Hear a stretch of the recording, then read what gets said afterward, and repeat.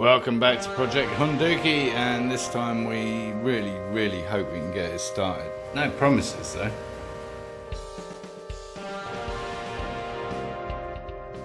One of the things we've given no thought to whatsoever is where to put the license plate. Yeah, I don't think that's going to cut it, but I kind of like it. It's not the actual license plate, by the way, just in case you're a cloner. No, it's from the Yamaha, which is scrapped. Other than that, I'm all out of ideas, to be honest, and options. I really haven't given it a second thought. I think the new owner would simply have to pin it to the back of his jacket. That's a bloody good idea, actually. Or your helmet, right? Well, the good news is the jet kit. Yes. Performance jet kit has arrived for the Honda. The bad news is that means they have to take the bloody carburetors off. I was hoping we didn't have to do that, but apparently we do, according to Chris. So here we go again, and that of course means dismounting all the cables that I carefully put in and routed and everything else. So I'm gonna have to remember how I did that. So it goes through there, around there. Yeah. The good thing is, although this is a real fiddle, I kind of wanted to have a second look at this because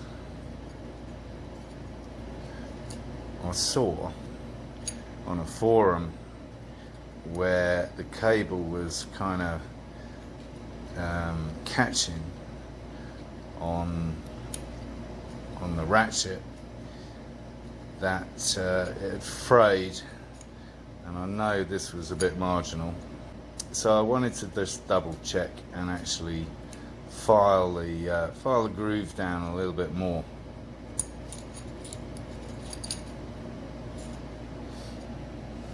Yeah, that groove there, it's tight. It was tight, and I want to make sure it's not. So I suppose that gives me an opportunity to do that. Yeah, that bit there. So I'm waiting for some paint to dry, and I thought I'd try a suggestion from one of my viewers about getting these to line up a little bit better. So I've flipped this top section, even though the other side was marked top. I've flipped it upside down, and I know why I didn't want to do it. So here's the technique, right? A bit of tape with the nut, because I've got to get it in there and get it on the bottom of that. Yeah. Let's see how that goes. Well, yes, that is actually better. So thank you to my good friend Mr. Sanson again. Flipped it round, all lines up a lot better. What people may not have realised in this whole thing, because I had a lot of comments about this on, I don't know, CB7 Honda Custom Cafe Racer, whatever, Facebook page. The seat looked uncomfortable. Well, it's a pillion seat from an MV Agusta, so that's how much they care about your passengers, because that is just sat with no suspension whatsoever. But my clever seat design provides a little bit of spring. Yes, it's like the suspension on the old Corvettes. Yeah.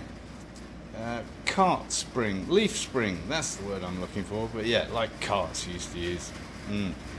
So it's quite clever. Anyway, that works. The trouble is that the paint on that top one is a bit shit, isn't it? So I'm going to have to kind of improve that. But yes, that's much better. Thank you. Good. So meanwhile, talking of paint, yes, the other project that I'm working on, no, not the bumper car, the Kawasaki.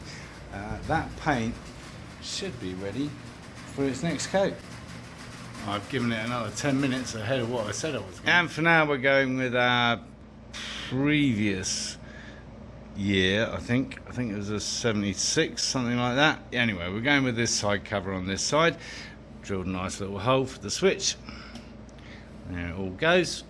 Yeah, that's cool. Lovely. So yeah, we're going with that. I need to work out how I'm going to secure it to that, but there we go. just need the carbs now, and apparently the carbs need a complete rebuild kit. So that's another 25 bucks. So the carbs and getting this bugger running again are going to probably run to like 200 bucks. Funny that, because I'm just looking at buying another CB750 that somebody hasn't finished. Yes, I am a lunatic. And I might be on the grass, except I'm not. I've never really liked that stuff, even though it's now legal in Arizona. Anyway, yes, name that tune. So yeah, there's another CB750 out there. It's kind of almost finished. Electrical issues, you know how much we love those. It's kind of semi-done. It's got a Cafe Racer seat hoop and all that kind of stuff. Can't remember what else. Brand new tyres. I think it's got a Delcovic exhaust. He's going to come back and confirm that. And he doesn't want a lot of money for it. It's one of those things you can't pass up, right? Because I don't need another project. So I just happened to be putting the top coat, the 2K gloss coat on the Kawasaki stuff, and it'd be rude not to paint the tank on the Honda with the same stuff. And there's a very good reason. So 2K paint is kind of petrol, gasoline resistant, and we've already learned that lesson with the MV Agusta. So always worth, whatever you use is kind of compatible, it seems to be. I mean, nothing's happening here horrible, right? So just get yourself some 2K gloss or matte or whatever finish you want to finish your paint job, especially on the fuel tank. Well, that worked for sure. I mean, just look at the extra layer of gloss sheen. Yeah, beautiful.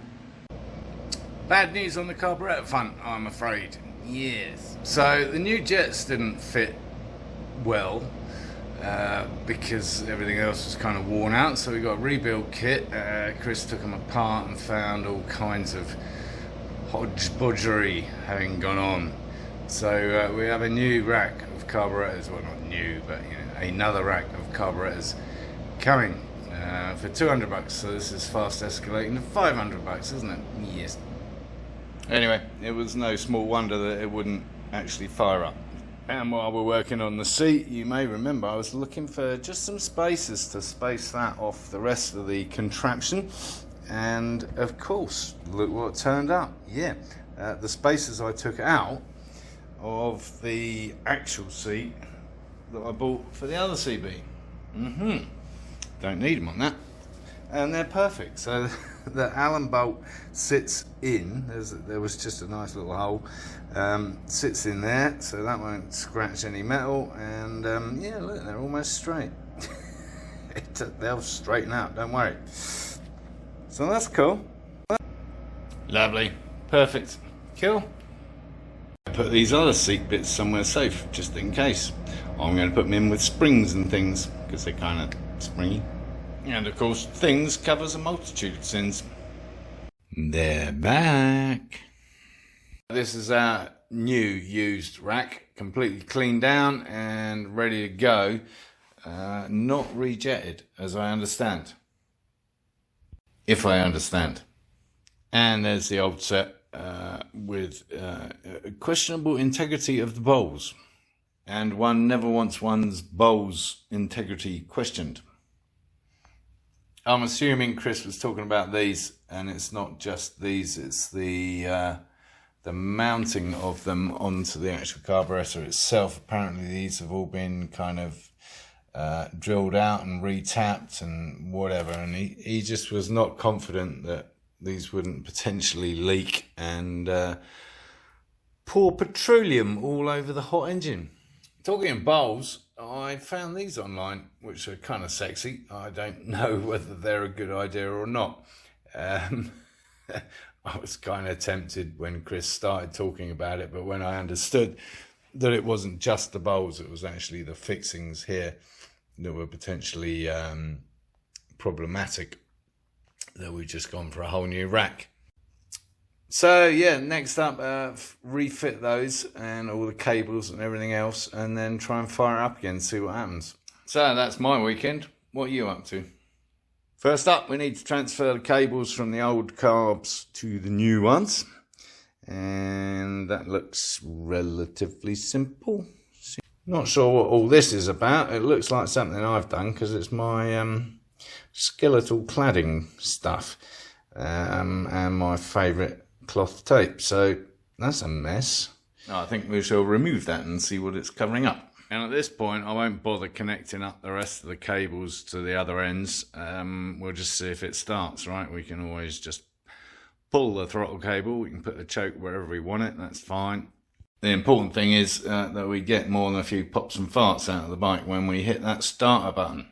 So for this exercise, it's best to have them the same way up. So that everything's orientated the same, just so it helps get your head around everything. You're going to need a flat blade, a Phillips, a 10mm spanner, and some pliers, probably various pliers, but long nose for sure. So I've already transferred the choke cable, which was quite the palaver. First up, loosen the clamping bracket with that Phillips screw, and then pull your spare cable around here, all the way around there, down to the back and out the side, and then your little doofer slips out the middle. And I've kind of clamped that back up a bit. This bit itself I've actually bent to try and hold that in a slightly better position, but as you can see, it wants to kind of rotate. Next up, the throttle cable. So I've loosened off the lock nuts on that mount there, so that's now free and easy. I've left this one where it was because that should give us potentially the right position. And then we just follow the cable round and find that it ends up right up here. Same standard kind of cable device in there. So it's just a question of moving the cable around so that we can free up that, just like it is on the other end, at the handlebar end. And this is where those long nose pliers or any pliers come in handy, just to gently pull that all the way round, and then it'll pop out. Bingo. And simply reverse the procedure to fit it. Okay, so we're in place at the top, routed around the back. Now just a question of doing these nuts up.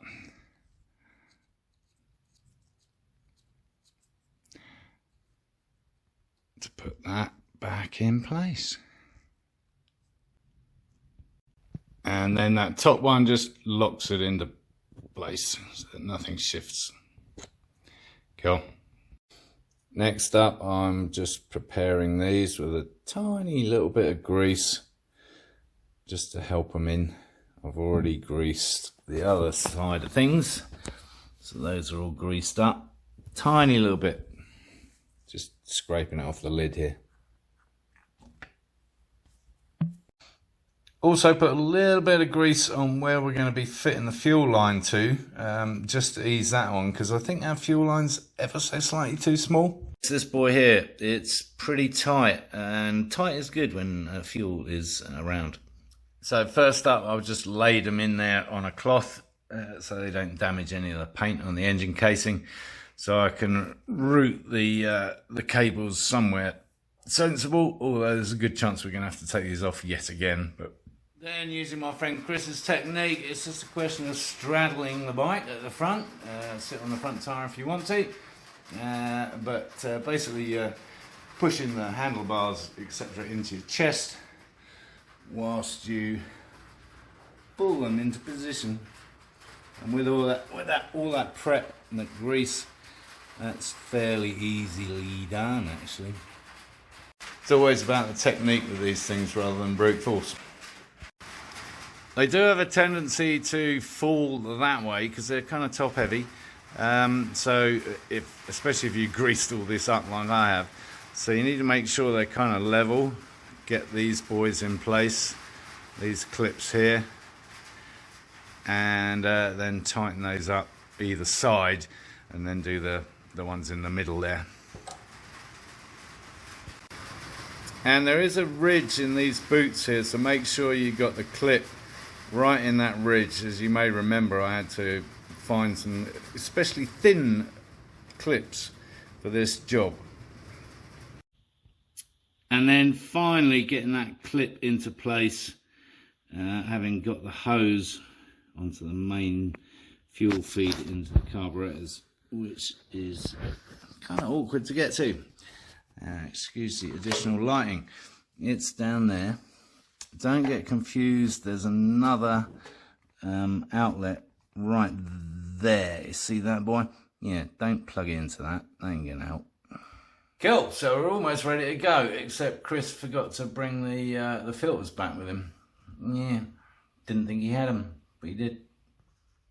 As usual, of course, I spent 20 minutes looking for them, thinking I was going out of my mind and I'd forgotten where I'd put them. Okay, filters or no filters, we're going to start this baby up. Oh, I'm not going to lie, I've tried it already. And for various reasons, we have things standing by. We'll come to those later. Yes, pin is out. So far, so good.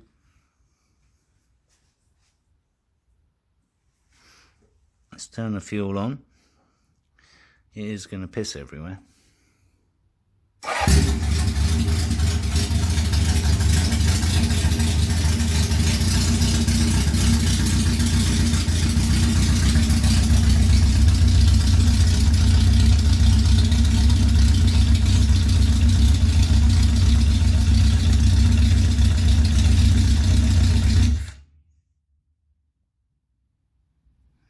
Yes, we have leakage.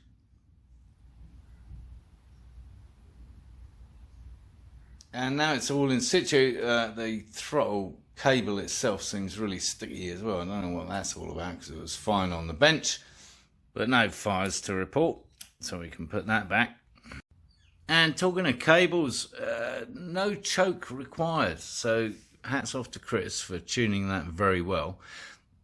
I'll probably take the choke cable off altogether. Yeah, so I don't know, 5 steps forward, 1 back. And I think we can all agree that the exhaust was not too loud. No, quite a sweet little note there. I know, it was only idling, but it was not antisocial. And on that sweet note, I think we'll call it a day. But wait, do not adjust your set. Do not turn off. Next time around, I'll feel confident we'll be taking this baby for a test drive.